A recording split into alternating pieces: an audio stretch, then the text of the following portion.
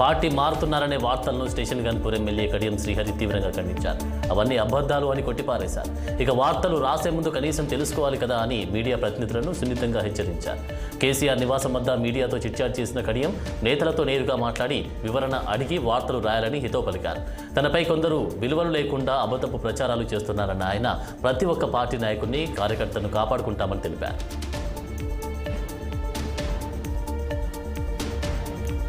AP high court కీలక ఆదేశాలు జారీ చేసింది. 2018 గ్రూప్ 1 నోటిఫికేషన్ ఆధారంగా మెయిన్స్ పరీక్ష రాసి ఎంపికైన అభ్యర్థుల జాబితాను రద్దు చేసింది.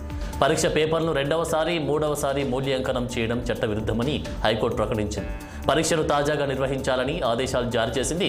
పరీక్ష నిర్వహణ, ఎంపిక ప్రక్రియను 6 వారాల్లో పూర్తి చేయాలని స్పష్టం చేసింది.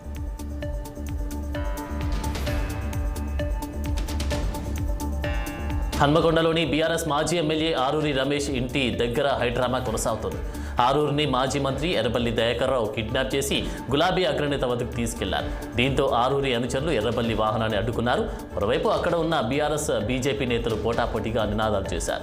నినాదాల మధ్యనే ఆరూరి రమేష్ను బలవంతంగా హన్మకొండ నుంచి హరీష్ రావు దగ్గరకు తీసుకెళ్లారు. ఇక మార్చి 12న హైదరాబాద్లో కేంద్ర హోంమంత్రి అమిత్ షా సమక్షంలో ఆరూరి బీజేపీలో చేరారు.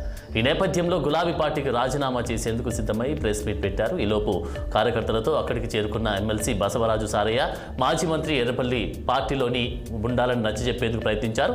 ఆరూరి రమేష్ను తన ఇంటి నుంచి మాజీ మంత్రి ఎర్రపల్లి దయాకర్రావు, ఎమ్మెల్సీ బసవరాజు సారయ్య తీసుకెళ్లారు.